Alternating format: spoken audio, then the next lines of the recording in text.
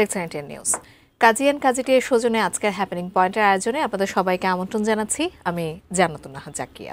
দর্শক, সিরাজগঞ্জে নীরবে বাড়ছে মারাত্মক ভাইরাস HIV এবং জেলার 255 জন মানুষ ইতিমধ্যে শনাক্ত হয়েছেন এই এইডস ভাইরাসে, যার 73% ইনজেকটিভ ড্রাগ ব্যবহারকারী এবং একই সিরিঞ্জের নেশা, অনিয়ন্ত্রিত যৌন সম্পর্ক আর সচেতনতার অভাব সব মিলিয়ে স্বাস্থ্য বিভাগ এখন বেশ চরম শঙ্কার মধ্যে রয়েছে। বিশেষজ্ঞরা বলছেন যে তরুণ সমাজ, বিশেষত কলেজ এবং বিশ্ববিদ্যালয়ের শিক্ষার্থীরাও এর শিকার হচ্ছে।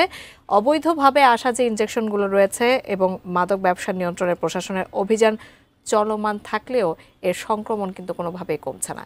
এবং এ নিয়ে আজকে আমরা কথা বলবো আমাদের আজকের হ্যাপেনিং পয়েন্টে। আপনারা নিশ্চয়ই বুঝতেই পারছেন যে নীরবে বাড়ছে এইডস, এ হচ্ছে আজকে আমাদের আলোচনার বিষয়।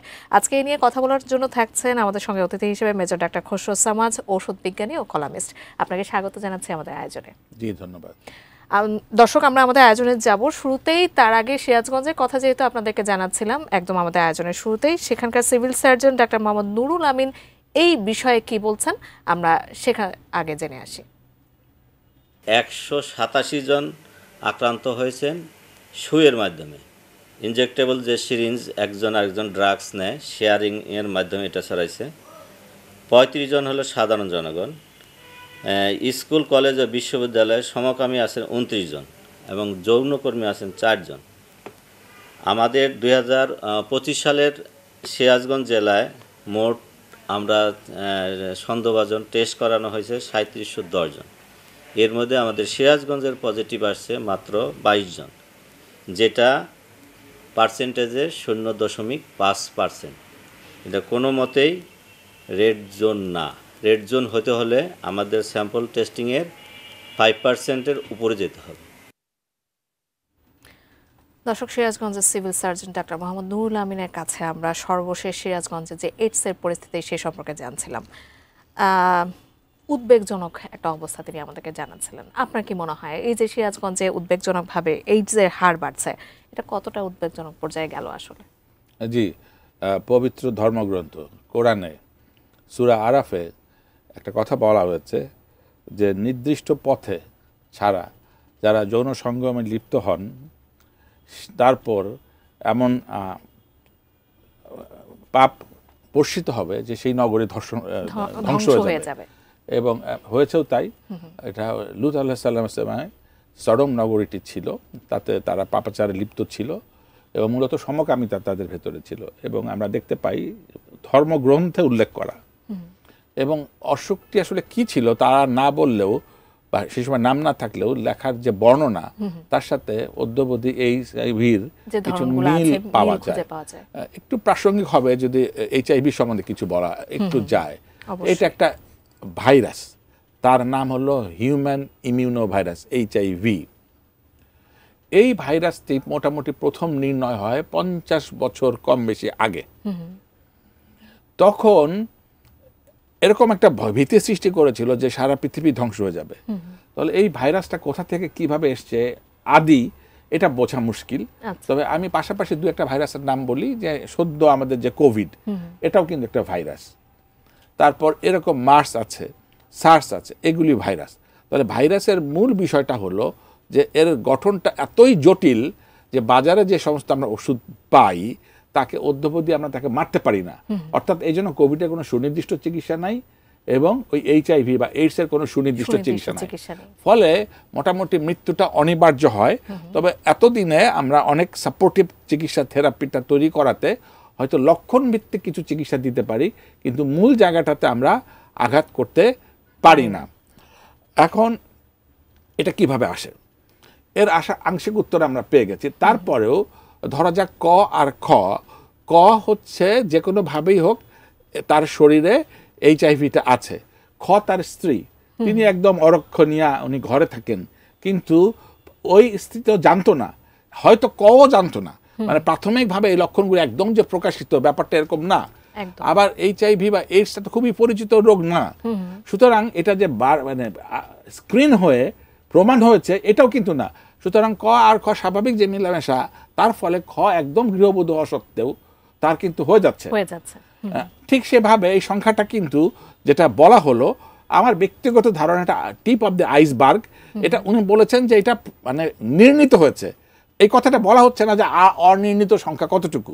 তাহলে পারে এটা যখন গ্লোবাল একটা থ্রেট হয় এলাকা ভিত্তিক, তখন ওই থ্রেটটা কিন্তু আরো বেশি দূর যেতে পারে। তাহলে পারে যদি আরো স্ক্রিন করা সম্ভব হয় তাহলে আরো বেশি পাওয়া যেতে পারে। কিরকম? একটা উনি বলেছেন যে স্বীকৃতভাবে সমকামী, তাহলে একটা স্বীকৃত সমকামী ছাড়া এই সমাজে যেহেতু একটা ট্যাবু স্টিগমা, সমকামীর খুব দাবি নিয়ে বা এই রেইনবো মিছিল করে বলতে পারে না অন্যান্য দেশের মতো যে আমরা সমকামী, তাকে এটা লুকিয়ে রাখতে হয়। দুই, তাহলে মানে এটা বিরাট একটা অংশ। দুই, যারা ড্রাগ নেয় নিডলে, সিরিঞ্জের কথা এসছে, এটাও যে খুবই কৃতিত্বের বিষয় এই দেশে এটাও নয়। তাহলে তারাও এটা লুকিয়ে লুকিয়ে নিচ্ছে এবং যে পর্যায়ে একদম তাদের তো ছোটখাটো অসুখ হতেই থাকে। তো এইটার কারণেও ঠিক একইভাবে যখন ধরা পড়ে যাচ্ছে বা তারা যখন আর পারছে না তখন কেবল স্ক্রিন হচ্ছে। তাহলে আমি বলতে চাইছি যে ওই যে বরফের 1-8 মাস তো দেখা যাচ্ছে, বাকি দেখা যাচ্ছে না। সিরিঞ্জের বিষয়টা আর একটু পরিষ্কার হওয়া দরকার। সিরিঞ্জে যেটা নেওয়া হয় সেগুলি মূলত আসলে ঔষধ, এটা মাদক না।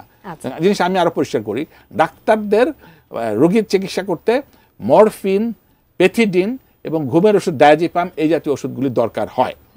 প্রচন্ড ব্যথা মনে করেন, সে অ্যাক্সিডেন্ট করে সে আগুনে পুড়ে গেছে, তাকে মরফিন দেওয়া হয়। তারপর উপর থেকে পড়ে গেছে ভয়ঙ্কর, তাকে পেথিডিন দেওয়া হয়।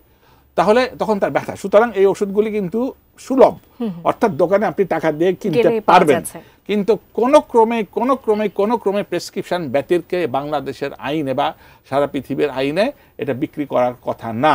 কিন্তু আমাদের ড্রাগ ব্যবস্থা হোক, রেগুলেশনস হোক, প্রসিজিওর হোক, প্র্যাকটিস হোক, যে ভাষাতেই বলি না কেন, এইগুলি খোলা মার্কেটে আনা সম্ভব। শুধু তাই না, হাসপাতাল যখন বাল্ক অ্যামাউন্টে কেনে, আমার মনে আছে আমি যখন ছাত্র ছিলাম, ধরা যাক সেখানে 5,000 কেনা হয়েছে, যেভাবেই হোক এই চক্রের মাঝখান থেকে 2,000 পরের দিন দায়ী হয়ে যায়। আমি র্যান্ডম একটা সংখ্যা বললাম। এছাড়াও তাহলে এটা কিভাবে নেয়? ওরা যে সিরিঞ্জ দিয়ে তার শরীরে নিল, তার এটা নেশা তার দরকার আছে, তাহলে এটা নিল, নেওয়ার সময় সাধারণত তারা ওই 4-5 জন মিলে তারা বসে। তাহলে ওই একজন সিরিঞ্জ নিল, ওই সিরিঞ্জটা আবার পরের জন, এটা তাদের উৎসবের অংশ আর কি। তো ওইটাকে নিয়ে ওই সিরিঞ্জটা দিয়ে আবার দ্বিতীয় জন নিল। তাহলে এই যে যে ব্যক্তি তার শরীরে HIV জীবাণুটা ছিল, এইডস ছিল, ওই সিরিঞ্জ থেকে নেওয়ার কারণে, কিন্তু ওষুধটা কিন্তু দায়ী না, দায়ী হচ্ছে ওই সিরিঞ্জের নিডলটা, ওই নিডলের মাধ্যমে হচ্ছে, এটা আরেকজনের শরীরে চলে গেছে। ইনজেক্টিভ ড্রাগ ব্যবহারকারীদের মধ্যে সংক্রমণের এত বেশি হওয়ার কারণ কি, সেটা আমরা আপনার কাছ থেকে জানছিলাম। এ নিয়ে আমরা আরো কিছু আপনার কাছ থেকে জানতে চাই যে তরুণরা কেন আসলে এই রকম একটা বিপজ্জনক পথে যাচ্ছে এবং এখানে শিক্ষা এবং সামাজিক সচেতনতার কেমন ঘাটতি রয়েছে, এ বিষয়ে আমরা আপনার কাছ থেকে জানবো। তবে তার আগে দর্শক, আমরা হ্যাপেনিং পয়েন্টের আয়োজনে একটা বিরতি নিয়ে ফিরছি, আমাদের সাথে থাকুন।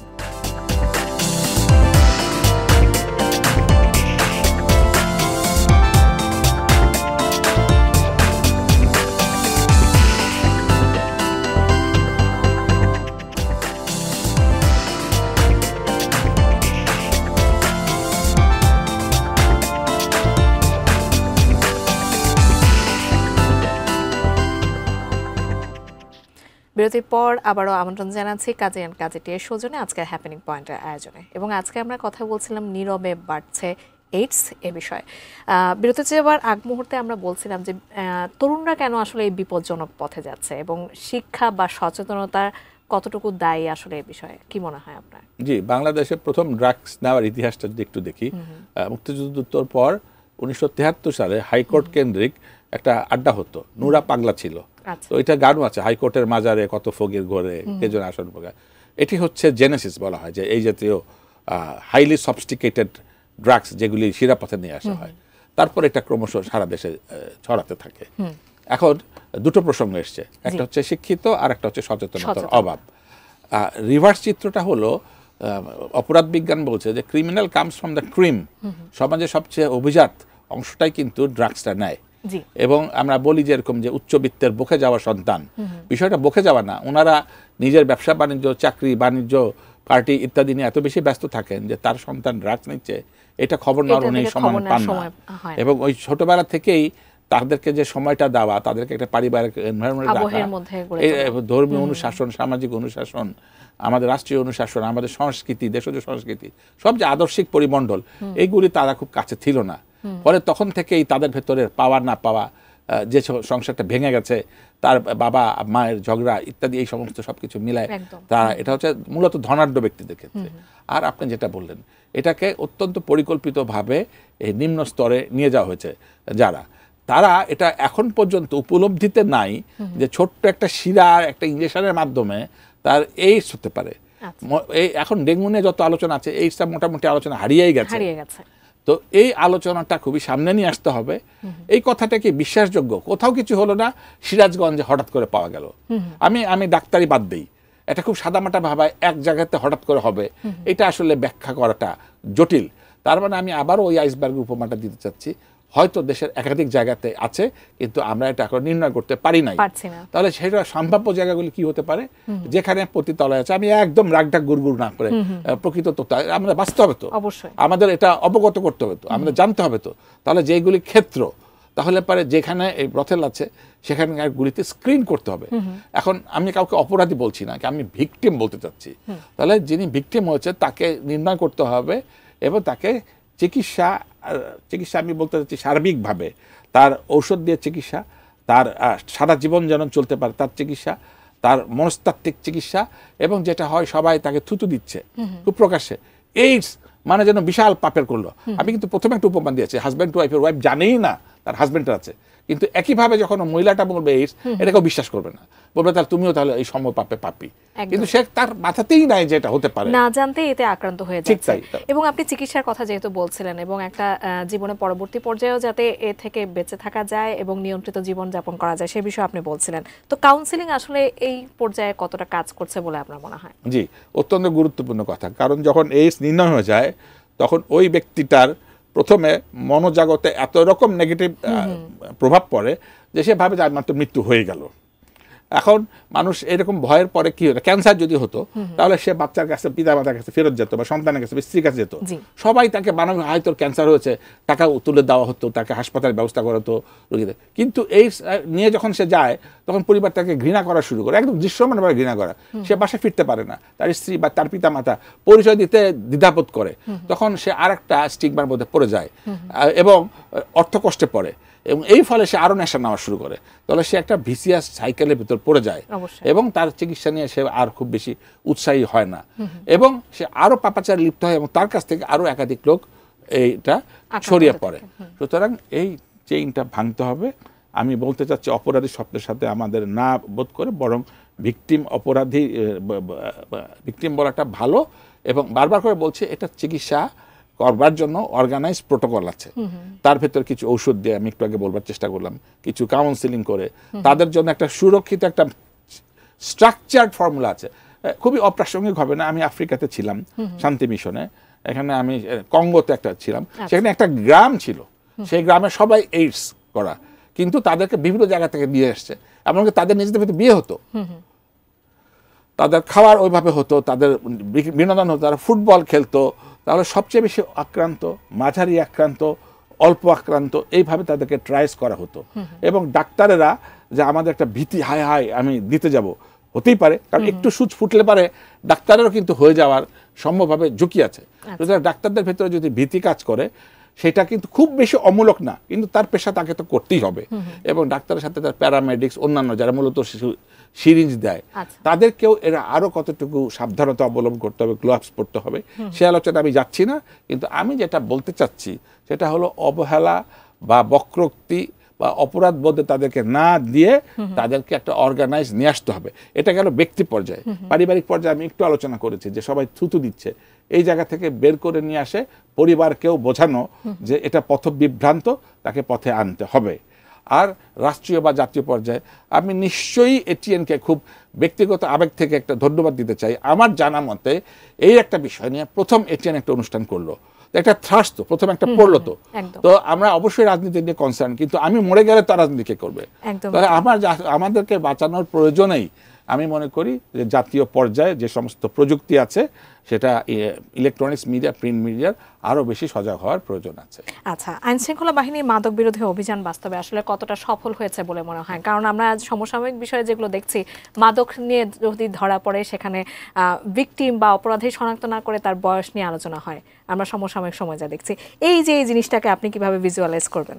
জি, আমার জন্য উত্তরটা দেওয়া খুবই কঠিন, নিজের পেশাতে থেকে নিজের কথাটা বলা একটু কঠিন। তবে আমি এটুকু বলতে পারি যে এই চিত্রই তো ব্যাখ্যা করে, এর জন্য তো কোনো ডাটার দরকার নাই, একটা দৃশ্যমান বিষয়, একটা ভিজিবল ফেনামেনা আমরা দেখতে পাচ্ছি। এবং আমাদের এই যে এমন কোনো গ্রাম নাই সেই গ্রামের বাসিন্দারা জানেন যে এই গ্রামে অমুক মাদক নিচ্ছে বা অমুকের মাধ্যম দিয়ে দিচ্ছে। দেশ তো ছোট এবং সবার সাথে সবাই কানেক্টেড। আমি বলতে চাইছি যে একটা শুধুমাত্র আইন শৃঙ্খলা রক্ষীর ঘাড়ে দিয়ে আমাদের আত্মতৃপ্তির কোনো অবকাশ নাই। ওই যে কম্প্রিহেন্সিভ অ্যাপ্রোচ, তার ভেতর থেকে আমার পরিবার, আমার পরিচিত অন্তত ড্রাগ যে হ্যান্ডেল করে, যে ড্রাগটা নিয়ে আসে, যে ড্রাগটা বিক্রি করে, তাদেরকে অন্তত ধরে বাংলাদেশের যে আইনে যে শাস্তিটা আছে সেই সর্বোচ্চ শাস্তিটা দেওয়াটা অতি জরুরি হয়ে গেছে। অবশ্যই। আমরা আমাদের একেবারে শেষ পর্যায়ে চলে এসেছে আয়োজনে। আপনার যদি কোনো পরামর্শ থাকে আমাদের দর্শকদের জন্য। জি, আমি একটু আগে বলেছি যে আমি মনে করি যে আরো ব্যাপক স্ক্রিন করা দরকার। নিঃসন্দেহে শুধু সিরাজগঞ্জে নাই, আমরা সেটা এখনো জানি না।